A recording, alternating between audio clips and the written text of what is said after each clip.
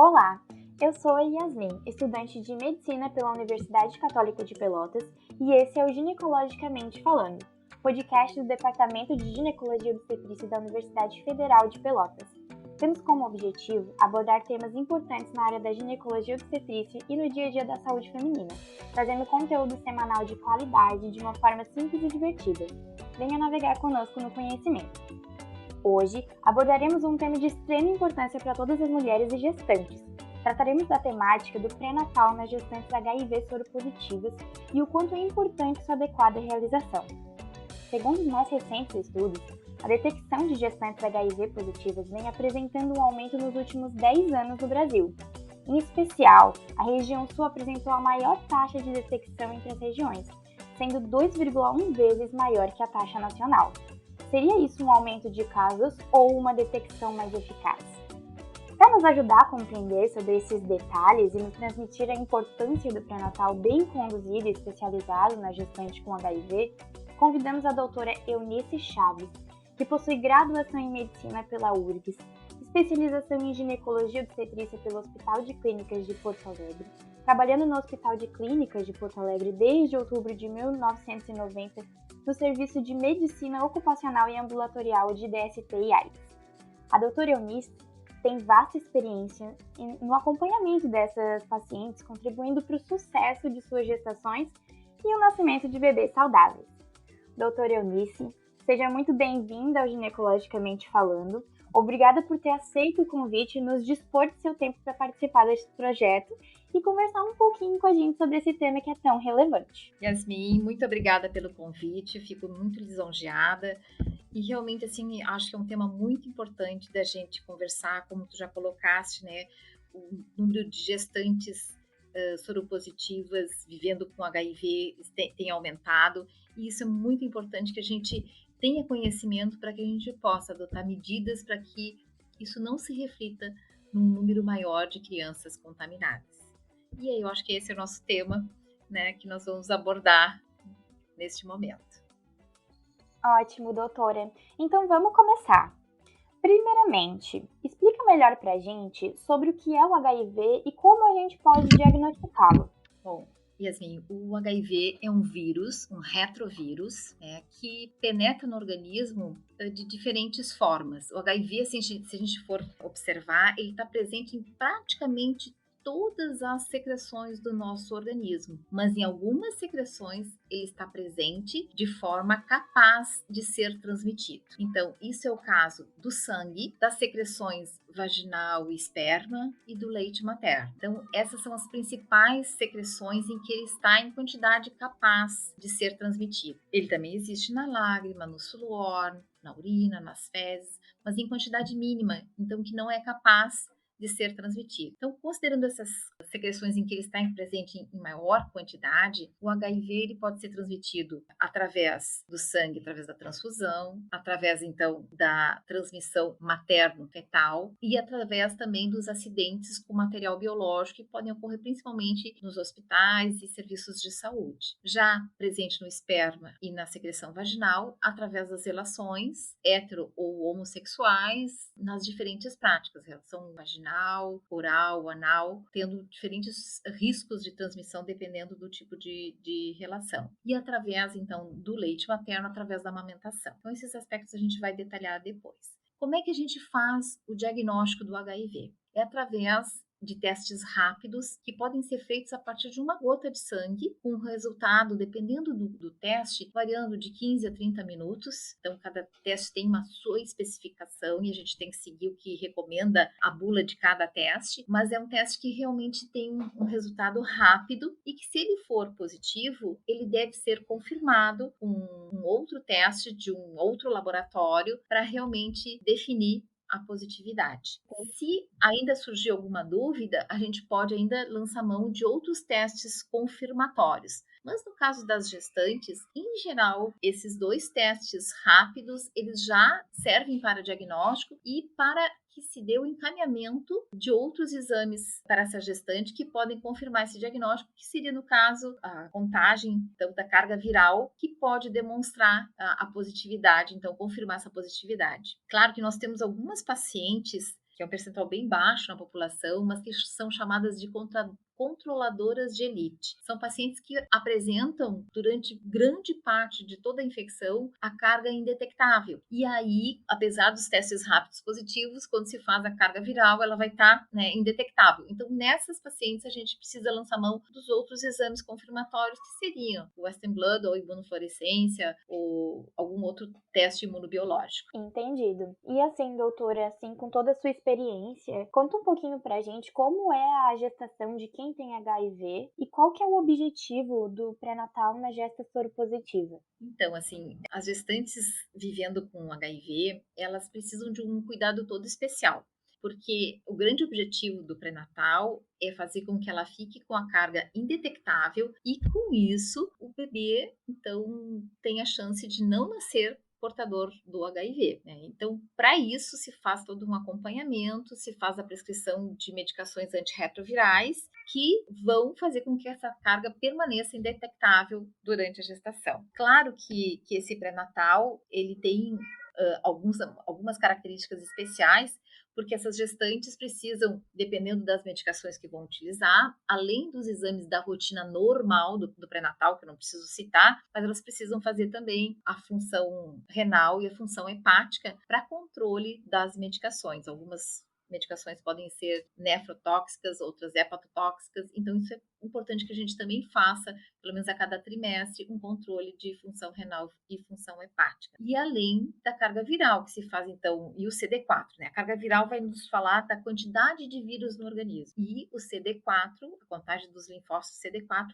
vai nos dizer como é que estão as defesas dessa paciente. Então, se faz isso logo no momento em que foi feito o diagnóstico, no início do pré-natal, e quando for iniciado o tratamento antirretroviral, a gente faz em torno de 8 semanas após, para ver a resposta a esse tratamento. E, posteriormente, após as 34 semanas, para a gente definir a via de parto. Claro que pode acontecer de uma gestante não ter uma boa adesão ao tratamento, e aí com isso nós temos que fazer um acompanhamento mais de perto e talvez tenhamos que fazer outras vezes esses exames que eu já citei, que na rotina seriam nesses 3 momentos. Ótimo. Até ia perguntar como que ficaria a necessidade de consultas nesse tipo de pré-natal, né? A frequência ela seria a mesma? É bem semelhante, assim, são consultas mensais do 1º ao 7º mês, depois quinzenais do 7º ao 9º e semanais no último mês até o nascimento do bebê. Como eu já disse, se tiver alguma intercorrência, e a gente não pode esquecer assim que mesmo as gestantes vivendo com HIV, elas podem ter outras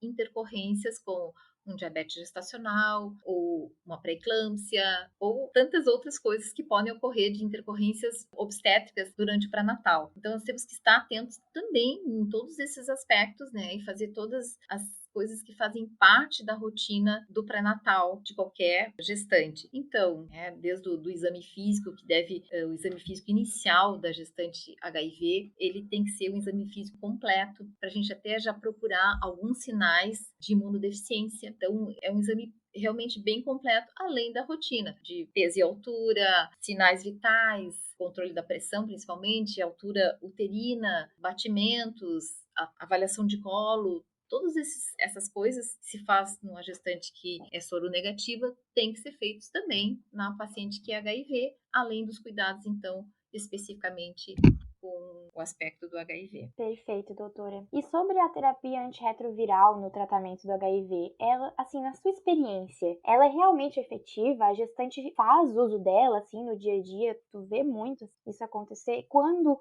ela deve iniciar esse tratamento? Conta um pouquinho melhor pra gente. Eu vou voltar lá para a década de 90, quando foi publicado o primeiro estudo, que foi o protocolo 076, e que na época só existia a zidovudina, e esse protocolo usou então a zidovudina durante o pré-natal, depois durante o trabalho de parto e para o recém-nascido. E esse estudo mostrou que a transmissão ela reduzia de 25% para 8,3%, uma redução então de 62% no risco do bebê nascer com HIV. De lá para cá, N outros estudos foram feitos, aí já usando a terapia combinada. E com isso, essa redução, que inicialmente foi de 25 para 8, ela ficou em menos de 1%. Se a paciente usa, então, terapia completa e tem uma boa adesão durante todo o pré-natal, ficando com a carga indetectável. Então, realmente vale muito a pena a paciente ser bem orientada, e isso é muito importante, assim, porque é diferente da gente prescrever, por exemplo, um antibiótico que a paciente vai usar por 7 dias e vai parar de usar. Não, essa paciente, ela tem que ser orientada que ela vai iniciar esse tratamento e esse tratamento vai permanecer, que ele vai ser importante para a própria saúde dela e, consequentemente, para a saúde do seu bebê que está em desenvolvimento. Então, nós precisamos ter essa paciente, né, realmente como parceira no acompanhamento pré-natal. E ela tem que entender essa importância. Nós vemos assim que nós temos uma população que nem sempre tem facilidade nesse entendimento. Às vezes a gente não percebe, mas a paciente é até analfabeta. Então não adianta a gente virar a receita para ela e dizer, tu entendeste? Não, a gente realmente tem que ver se ela está compreendendo aquilo que a gente está falando, quais são as medicações que ela vai usar, qual é o intervalo das medicações e tudo mais. Então isso é muito importante. E muitas vezes durante o pré-natal é fundamental que a gente pergunte para essa paciente se alguém mais tem conhecimento sobre o fato dela ser soropositiva. Por quê? Porque muitas vezes, se a paciente não tem esse apoio familiar, ela vai ter dificuldade de adesão ao tratamento, porque ela vai querer esconder que ela está fazendo esse tratamento. Às vezes elas tiram o rótulo dos frascos e aí podem se atrapalhar com a medicação, se não for uma medicação dose única. Então, isso é muito importante. E até porque se ela não contar para o parceiro, principalmente, depois que o bebê nascer e ela tiver que dar durante 28 dias a medicação para o bebê, talvez ela também tente esconder a necessidade do bebê utilizar a medicação, e isso vai implicar numa má adesão ao tratamento e, consequentemente, aumentando o risco da transmissão materno-infantil. E quando eu tô fazendo,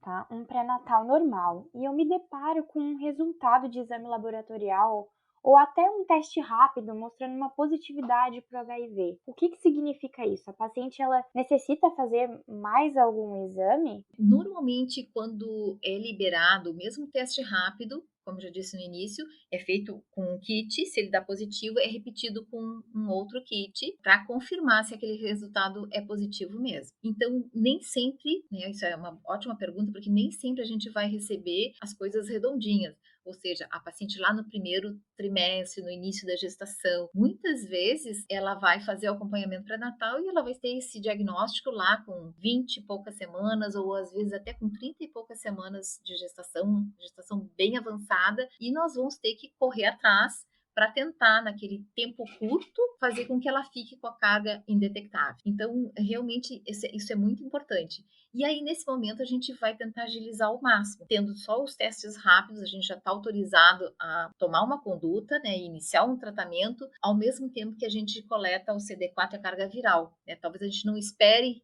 o resultado, né, dependendo do quão avançada está a gestação, para iniciar esse tratamento. Mas, em geral, no nosso pré-natal, a gente consegue solicitar e fazer com que ela colete no mesmo dia. E aí a gente já pode iniciar a medicação quando ela vier, ela vai ter que usar de qualquer forma. Aí, quando ela vier, a gente tem já os resultados e ela já aderindo ao tratamento. Antes eu falei, assim, da importância, assim, de mostrar para a paciente o quanto que a gente depende dela como parceira no tratamento, porque ela que vai ter que usar a medicação. Estava lembrando, assim, que a paciente, quando está no primeiro trimestre, muitas vezes, se ela tiver com muitos vômitos, nós precisamos fazer com que ela seja tratada disso para que não desperdice a medicação, não comece a vomitar e com isso gere resistência ao tratamento. Então, às vezes, vale a pena a gente esperar passar o primeiro trimestre e aí iniciar, depois de 12 semanas, quando ela já está melhor, né, da hiperemese, as medicações. E essa gestante vivendo com HIV, ela deve ser referenciada para algum tipo de ambulatório de pré-natal específico, doutora?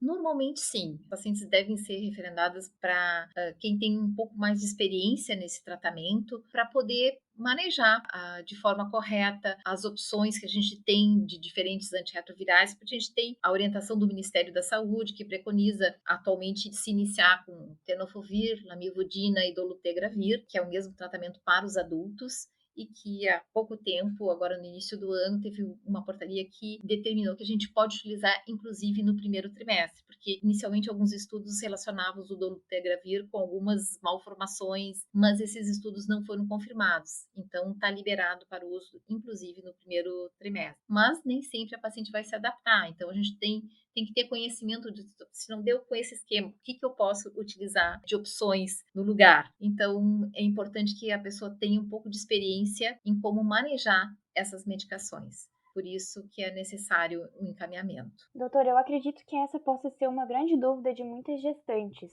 A paciente, ela pode se contaminar durante o pré-natal? É por isso que a gente faz mais de um exame de HIV durante o pré-natal? Sim, ótima pergunta. Realmente, assim, a gente está falando da gestante já vivendo com HIV, mas nós temos que lembrar, assim, ó, que o diagnóstico ele serve para todas as gestantes. E foi a partir daquele estudo inicial que se tornou obrigatório, né, o uso da testagem durante o pré-natal. E aí se faz no primeiro trimestre, no terceiro trimestre e no momento que ela chega na maternidade, porque aí quando se fizer esse diagnóstico, a gente ainda tem tempo hábil de fazer alguma coisa para proteger aquele bebê. Claro que se durante o pré-natal acontecer alguma situação em que a paciente se exponha e que tenha um risco aumentado, eu posso fazer a qualquer momento, né? Não é assim especificamente somente no primeiro trimestre, somente no terceiro. Não, se no segundo trimestre acontecer alguma coisa, até uma situação de abuso, por exemplo, claro que se pode fazer também a testagem fora desses períodos, mas esses são os preconizados na situação de acompanhamento sem nenhuma intercorrência. Doutora, e os hospitais têm feito o teste rápido no momento da internação das pacientes, independente de ter exames negativos no pré-natal? Acontecem casos de detecção apenas no momento do nascimento? Existem, existem sim casos que o diagnóstico é feito ali na reta final. A paciente vem com acompanhamento todo pré-natal negativa e vai ser detectado ali na maternidade. E infelizmente, algumas situações que têm contribuído para o aumento de crianças soropositivas é, inclusive, a soroconversão da mãe durante o aleitamento. Então, chegou durante todo o pré-natal negativo, da maternidade negativa, foi permitida a amamentação e ela positiva durante o aleitamento. E aí nós sabemos assim que quando ocorre essa prima infecção durante o aleitamento, o risco de transmissão chega em torno de 29%. É bastante elevado. E por isso tem uma nota técnica aqui no Rio Grande do Sul que determina que os parceiros também devem ser testados quando chega a mãe, acompanhando a mãe na maternidade para já o trabalho de parto. Então, a mãe é testada e o parceiro é testado também. E muitas vezes a gente encontra, então, casais sorodiscordantes. Alguns que não sabiam do seu diagnóstico e outros que sabiam, mas não tinham valorizado, não tinham dado importância, não tinham revelado o seu diagnóstico, alguns em tratamento e outros sem tratamento. E isso aumenta, então, muito o risco. Nessas situações, então, que a mãe ainda é negativa e o parceiro é positivo, nós temos que conversar com essa mãe, porque ela tem, então, um risco grande de soro converter e, com isso, contaminar o seu bebê. Então, normalmente, a gente avalia o entendimento dessa mãe e, junto com ela, decide se ela vai amamentar ou não. E se ela amamentar, a gente pode usar o que a gente chama de PrEP, que é a profilaxia pré-exposição, né? Porque ela tá, claro que é recomendado que use preservativo, mas mesmo assim, como ela pode se contaminar, ainda contaminar aí o seu recém-nascido, pode-se lançar mão dessa combinação de medicação que é uma profilaxia pré-exposição. Muito bem, muito interessante. E doutora, existe uma via de parto mais indicada? Olha, na realidade, assim, se a gestante fez todo o acompanhamento do pré-natal e estiver com carga indetectável, a indicação da via de parto ela pode ser obstétrica.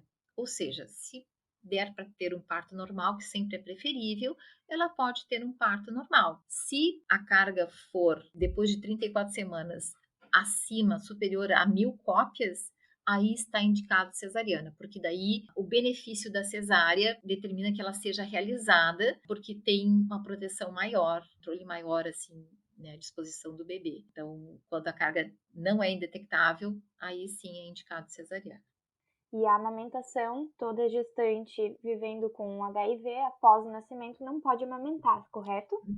Correto, não deve amamentar, porque embora a mãe de repente esteja com carga indetectável, o risco de ser transmitido pelo aleitamento materno, ele existe, principalmente assim, os bebês que são marinheiros de primeira viagem, digamos assim, vão mamar e muitas vezes machucam o mamilo e tem sangramento, e aí não é só o leite, é o sangue também. Então, não está indicado. Aqui no nosso meio existe o Projeto Nascer, que fornece o leite para essas mães poderem evitar, então, de amamentar os seus filhos e terem esse suporte de receber o leite até os primeiros 6 meses de vida. Ótimo, doutora.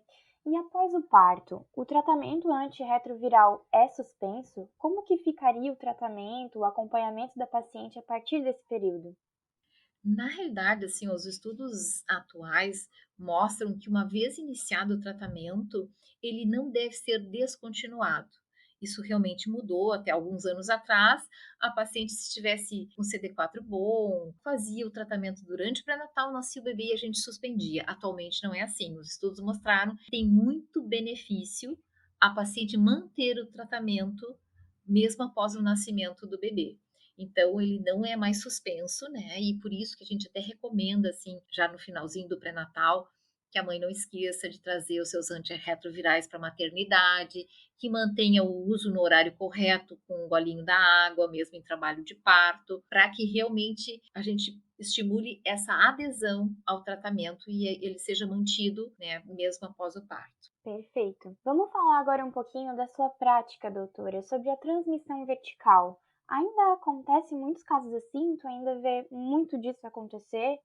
Olha, infelizmente a gente ainda tem alguns casos que a gente não gostaria que acontecessem. E em geral eles estão relacionados à falta de adesão ao tratamento. É bem interessante assim porque a gente tem acesso a um sistema nacional de controle de liberação das medicações e às vezes a gente tenta fazer um bom vínculo com todas as gestantes durante o pré-natal, para que a gente tenha assim uma relação de confiança, mas muitas vezes a gente questiona e deve ser questionado a cada consulta como é que está o uso das medicações, a adesão ao tratamento, e muitas vezes elas nos dizem, não, estou usando diariamente, nunca esqueço, está tudo certinho. E aí eu entro no sistema e vejo assim, ó, que faz 3 meses que ela não retira a medicação. Tendo esse acesso, eu consigo questioná-la, mas assim, olha, como é que tu tá tomando? Tu me disse que tá tomando corretamente, se eu vejo que tu não estás retirando a medicação. Muitas vezes elas abrem o jogo e dizem que realmente falharam, e aí, mas essa conversa, ela é muito importante, porque se eu pegar muito pesado e xingar porque ela não está usando, porque ela não está preocupada com o seu filho que vai nascer, ou qualquer coisa nesse sentido, muitas vezes eu posso perder essa paciente e ela simplesmente não voltar mais. Então a gente tem que ter muito jeito para abordar essas questões, para fazer com que ela se sinta acolhida e a gente possa retomar, né, essa relação, esse vínculo, para que ela realmente volte a usar e entenda da importância dela proteger a ela e o bebê. Acho que os casos mais difíceis que a gente tem são aquelas situações em que a mãe se contaminou já por transmissão vertical e que tem, parece que todo um histórico e a história se repete de má adesão, assim. Às vezes, não são todas, obviamente, mas muitas vezes essas pacientes de transmissão vertical, elas já têm uma péssima adesão desde a sua adolescência, que é uma fase difícil, e aí, se elas engravidam muito precocemente, essa dificuldade ela só se mantém. E outra situação que também a gente observa assim que é difícil da gente lidar é quando as pacientes são usuárias de outras drogas ilícitas e que com isso facilmente elas acabam se perdendo no controle, na adesão e acabam deixando de usar. Por isso que é muito importante a gente verificar se ela tem alguém na família que possa dar esse apoio e ajudá-la no controle dos horários de tomada de medicação. E aí, em geral, assim, pode ser a mãe, pode ser o marido, quem estiver acompanhando ela na consulta, a gente primeiro pergunta, a pessoa tem conhecimento só para paciente, né? Se a pessoa que está acompanhando tem conhecimento de que ela é soropositiva, e aí a gente traz essa pessoa para que possa auxiliá-la nas tomadas. Em geral, a gente daí pede para ela programar o celular, porque todo mundo sabe usar o celular hoje em dia, né? Para que programe o celular, para despertar todas as vezes em que ela deve tomar medicação. E aí, com isso, em geral, a gente consegue fazer um bom vínculo e fazer com que ela consiga utilizar. Mas, infelizmente, nem todas vão seguir, né? E aí, quando a carga não fica indetectável, nós podemos ter esses casos de transmissão vertical. Muito interessante, doutora Eunice. Eu tenho certeza que esse trabalho com as gestantes vivendo com HIV é extremamente gratificante. A senhora gostaria de passar mais alguma orientação adicional para esses pacientes? Eu gostaria de dizer assim que é muito importante a gente acolher todos os pacientes, evitar qualquer aspecto de julgamento, porque muitas vezes as pessoas estão vivendo com HIV não porque escolheram isso, às vezes por ignorância de saber como o vírus se transmite, como a gente falou lá no início, às vezes por acreditar que com elas não vai acontecer isso, e N coisas nesse sentido. Então é muito importante que realmente a gente possa acolher e tentar fazer um pré-natal de qualidade, buscando realmente o nosso objetivo, que é deixar a carga indetectável, para que a gente possa acolher os 2 pacientes de forma satisfatória, ou 3, né, se ela for uma gestante gemelar, mas acolhê-los todos, né, de forma adequada, para que menos bebês nasçam com HIV. Perfeito, doutora. Finalizo por aqui as minhas perguntas. Agradeço novamente em nome da equipe do podcast pela sua disponibilidade de participar do nosso projeto. Você quer falar mais alguma coisa? Então, só queria agradecer o convite e fico à disposição. Muito obrigada, Yasmin. Perfeito, então. Até o próximo episódio, pessoal. Tchau, tchau.